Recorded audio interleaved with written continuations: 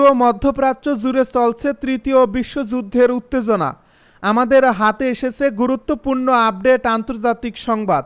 শুরুতেই থাকছে ইরানের ৩০০ কিলোমিটারের মধ্যে ঢুকতে পারবে না ইসরায়েলি যুদ্ধবিমান। এবারে জানিয়ে দিব কমপক্ষে রাশিয়ার অস্ত্রবাহী স্যাটেলাইট বিশ্বের জন্য ভয়ানক বার্তা। এদিকে গাজাবাসীকে অন্য দেশে সরানোর আলাপ করছেন ট্রাম্প ও নেতানিয়াহু। আরও জানাবো কাঁদলেন হাসনাত, কাঁদালেন হাজারো মানুষকে। সব শেষে জানিয়ে দিব ডোনাল্ড ট্রাম্পের মন্তব্য, আশা করি আবারও ইরানে হামলা চালাতে বাধ্য হব না। এতক্ষণ শুনছিলেন আপডেট আন্তর্জাতিক সংবাদের শিরোনাম, এবারে বিস্তারিত। তবে তার আগে অনুরোধ রইল ভিডিওটিতে একটি লাইক এবং কমেন্ট করে জানিয়ে দিন ভিডিও সম্পর্কে আপনার মূল্যবান মতামত। আরও জানিয়ে দিন ভিডিওটি কোথা থেকে দেখছেন বা কোন জেলা থেকে দেখছেন। ইরানের ৩০০ কিলোমিটারের মধ্যে ঢুকতে পারবে না ইসরায়েলের যুদ্ধবিমান। সাম্প্রতিক সময় ইরান ইসরায়েল যুদ্ধে ভয়ঙ্কর পরিস্থিতির মুখোমুখি হতে যাচ্ছিল বিশ্ব। এই যুদ্ধে দুই দেশই বিপুল ক্ষতির মুখে পড়ছে। এর দাগ লেগেছিল মধ্যপ্রাচ্যের অনেক দেশে। উত্তেজনা ছড়িয়ে পড়েছিল পরাশক্তিময় কয়েকটি দেশে। মার্কিন প্রেসিডেন্ট ডোনাল্ড ট্রাম্প সেখানে আশীর্বাদ হয়ে এলেন। ১২ দিনের রক্তক্ষয়ী সংঘর্ষ শেষে তার মধ্যস্থতায় যুদ্ধবিরতিতে সম্মত হয়েছে দেশ দুটি। তবে এই যুদ্ধবিরতিতে ভরসা করতে পারছে না ইরান, কারণ ইসরায়েলের ঝুলিতে আছে যুদ্ধবিরতি ভাঙার রেকর্ড। ইরানের আশঙ্কা যে কোনো সময় আবারও হামলা করবে ইসরায়েল। সেজন্য তারা বেশ শক্তভাবে যুদ্ধের পূর্ব প্রস্তুতি নিচ্ছে। নিজেদের বাহিনীকে ঢেলে সাজাচ্ছে, জোগাড় করছে নানা রকম অস্ত্র। একাধিক আরব গোয়েন্দা কর্মকর্তা মধ্যপ্রাচ্য ভিত্তিক সংবাদ মাধ্যম মিডল ইস্ট আইকে এ তথ্য নিশ্চিত করছেন। তারা জানান ২৪ জুন যখন যুদ্ধবিরতি কার্যকর হয়, এরপরই চীনা HAMM HQ-9 ও HQ-16 এসব ব্যাটারি ইরানে পৌঁছায়। যুদ্ধের সময় ইসরায়েলি হামলায় ধ্বংস হওয়া প্রতিরক্ষা কাঠামো পুনর্গঠনের অংশ হিসেবেই এই সরঞ্জাম স্থানান্তর করা হয়। কক্ষপথে রাশিয়ার অস্ত্রবাহী স্যাটেলাইট বিশ্বের জন্য ভয়ানক বার্তা। মহাকাশ যেন আর কেবল গবেষণা কিংবা উপগ্রহ যোগাযোগের ক্ষেত্র নয়, বরং হয়ে উঠছে পরাশক্তিদের নতুন সামরিক প্রতিযোগিতার মঞ্চ। সম্প্রতি রাশিয়ার মাতৃ ও শোকা স্যাটেলাইট কর্মসূচি নিয়ে বিশ্বজুড়ে বেড়েছে উদ্বেগ। বিশেষ করে যুক্তরাষ্ট্র ও ন্যাটো জোট রাশিয়ার এই ক্রমবর্ধমান স্যাটেলাইট কর্মসূচিকে অন্যতম হুমকি হিসেবে দেখছে। ইউরেশিয়ান টাইমসের এক প্রতিবেদনে বলা হয়েছে, রুশ লোককথার কাঠের পুতুলের মতো যেগুলোর একটির ভেতর আরেকটি লুকোনো থাকে, ঠিক সেই কৌশলেই রাশিয়া তৈরি করছে বহু স্তর বিশিষ্ট স্যাটেলাইট, যেগুলো মাতৃ স্যাটেলাইট নামে পরিচিত। এসব স্যাটেলাইট কক্ষপথে গিয়ে নির্দিষ্ট সময় বা লক্ষ্য অনুযায়ী ছোট ছোট সাব স্যাটেলাইট বা গোপন বস্তু মুক্ত করে, যেগুলোর মধ্যে রয়েছে নজরদারি, অনুসরণ এবং এমনকি ধ্বংসাত্মক আঘাত হানার সামর্থ্য। বিশেষজ্ঞরা বলছেন, রাশিয়ার এই মাতৃ স্যাটেলাইট থেকে বেরিয়ে আসা ছোট সাব স্যাটেলাইট ও অবজেক্ট সিগুলো শুধু নজরদারির জন্য নয়, সেগুলোর মধ্যে কিছুতে থাকতে পারে অ্যান্টি স্যাটেলাইট অস্ত্র। মার্কিন প্রতিরক্ষা কর্মকর্তারা আশঙ্কা করছেন, এগুলোর মাধ্যমে রাশিয়া চাইলেই গোপনে প্রতিপক্ষের স্যাটেলাইটকে অকার্যকর করে দিতে পারে। গাজাবাসীকে অন্য দেশে সরানোর আলাপ করছেন ট্রাম্প ও নেতানিয়াহু। মার্কিন প্রেসিডেন্ট ডোনাল্ড ট্রাম্প ও ইসরায়েলের প্রধানমন্ত্রী বেনিয়ামিন নেতানিয়াহু হোয়াইট হাউসে গতকালের বৈঠকে গাজা থেকে হাজার হাজার ফিলিস্তিনিকে জোরপূর্বক অন্যত্র স্থানান্তরের ব্যাপারে আলাপ করছেন, খবর আল জাজিরার।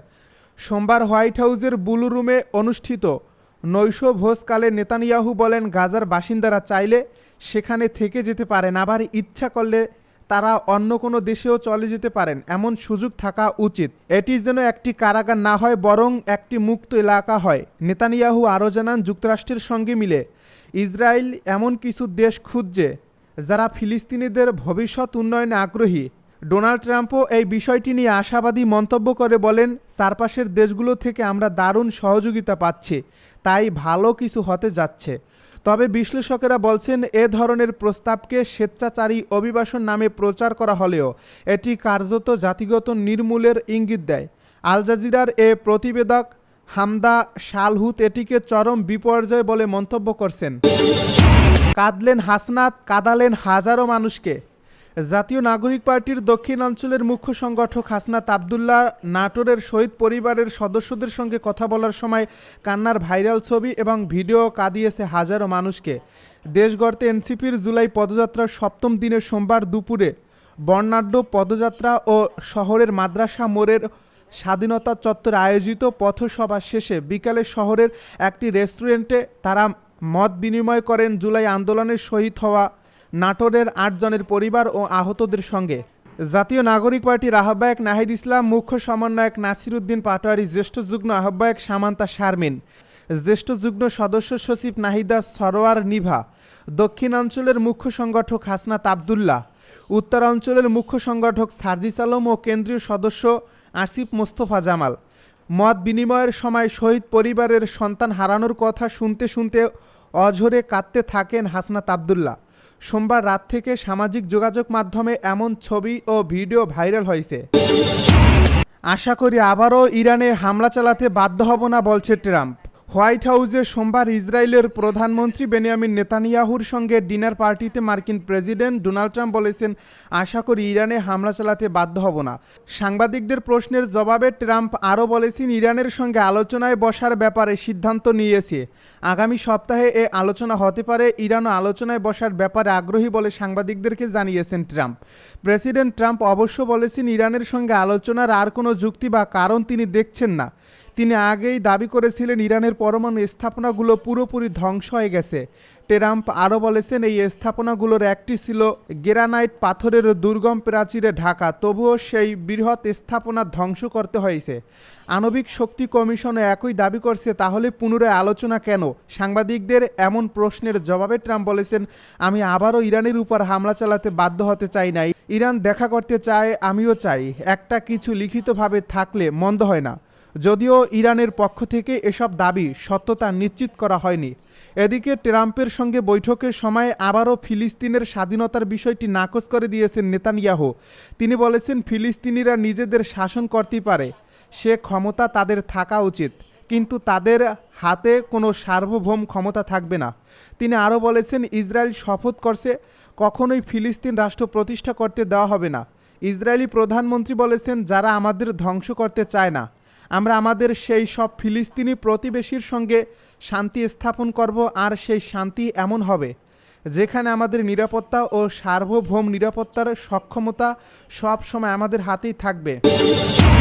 যুদ্ধবিরতির মধ্যে চীনের কাছ থেকে ক্ষেপণাস্ত্রের চালান পেল ইরান। চীনের কাছ থেকে এবার ভূমি থেকে আকাশে উৎক্ষেপণযোগ্য ক্ষেপণাস্ত্র ব্যবস্থা হাতে পেয়েছে ইরান। ইসরায়েলের সঙ্গে 12 দিনের এ সংঘাতের পর নিজেদের আকাশ প্রতিরক্ষা ব্যবস্থা পুনরায় শক্তিশালী করতে তেহরান নিজেদের অস্ত্র ভাণ্ডার সমৃদ্ধ করার দিকে মনোযোগ দিয়েছে। একজন আরব গোয়েন্দা কর্মকর্তা মিডল ইস্ট আইকে বলেন, গত 24 জুন ইরান ইসরায়েল যুদ্ধবিরতির পর চীনের তৈরি ওই ক্ষেপণাস্ত্র ব্যবস্থা তেহরানে পাঠানো হয়েছে। নাম প্রকাশ না করার শর্তে আরও অনেক কর্মকর্তা বলেন, যুক্তরাষ্ট্রের আরব মিত্ররা জানত যে তেহরান তার আগ্রাসন প্রতিরক্ষা ব্যবস্থা জোরদার ও শক্তিশালী করার চেষ্টা করছে। হোয়াইট হাউসকে ইরানের অগ্রগতির বিষয়ে অবহিত করা হয়েছে। ইরান যুদ্ধবিরতির পর চীনের কাছ থেকে কতগুলো ভূমি থেকে আকাশে উৎক্ষেপণযোগ্য ক্ষেপণাস্ত্র বা সিএমএম পেয়েছে সে বিষয়ে ওই কর্মকর্তা কিছু বলেনি। তবে একজন আরব কর্মকর্তা বলেন, ইরান তেলের বিনিময়ে ক্ষেপণাস্ত্রগুলো কিনছে। ইরানের তেলের সবচেয়ে বড় ক্রেতা চীন। মে মাসে প্রকাশিত এক প্রতিবেদন অনুযায়ী ইরানের প্রায় 90% অপরিশোধিত তেল কনডেনসেট চীনে রপ্তানি হয়। কনডেনসেট হল প্রাকৃতিক গ্যাস উত্তোলনের সময় সংগৃহীত হালকা তরল জ্বালানি।